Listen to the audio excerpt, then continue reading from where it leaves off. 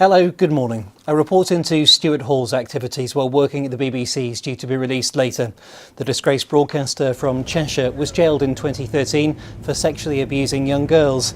He was released after serving half of his sentence. The BBC Trust is due to outline details of its finding as part of the review into Jimmy Savile. Two Marine security guards from the northwest who were jailed for 5 years in India are waiting to know if they can come home after an appeal was made 2 days ago. Paul Towers from Liverpool and Ray Tyndall from Chester were among 6 British men imprisoned for illegally possessing weapons while on anti-piracy patrols.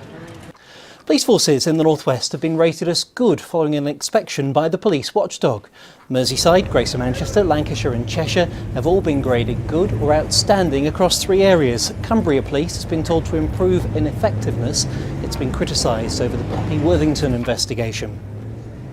Manchester Airport's revealed how they plan to develop over the next 10 years. Footage seen here shows how it will look after a £1 billion transformation. A state-of-the-art terminal building will be created through the expansion of the existing Terminal 2. The airport says the investment in the region's rail networks also needed.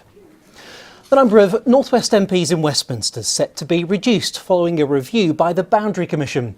There are currently 75 constituencies in the region, but that will be reduced to 68 by the time of the next general election in 2020. In sport now, in the Champions League, Manchester City beat Dynamo Kiev 3-1 last night in Ukraine. Yaya Toure scored to give them a cushion ahead of the second leg in Manchester. Meanwhile, in the Championship, not such a good night for Blackburn Rovers, who lost 1-0 at Derby County. Meanwhile, Manchester United manager Louis van Gaal says he'll be without goalkeeper David De Gea for tonight's crunch Europa League tie at home to Midtjylland.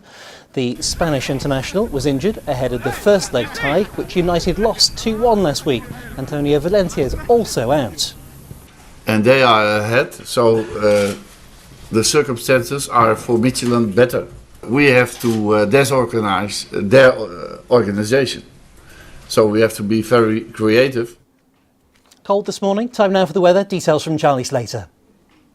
Good morning to you. Another cold and frosty start to the morning. It's like Groundhog Day at the moment, is it? But it should be another bright day. That being said, Met Office have felt it fit to issue a yellow warning for ice first thing this morning. So slippery road surface a possibility, but in behind it, lots of blue sky, lots of sunshine to come for a time today and into the afternoon. While there will be a little bit of cloud bubbling up, in the main it should stay really bright and sunny. Temperatures though up to around 5 degrees Celsius, so feeling quite cold throughout. And then overnight tonight and into the early hours of Friday morning, we're going to go to another cold night. A couple of spits and spots of drizzle around, particularly in further northern parts of the northwest. Might fall as a bit of a sleety and snowy mix.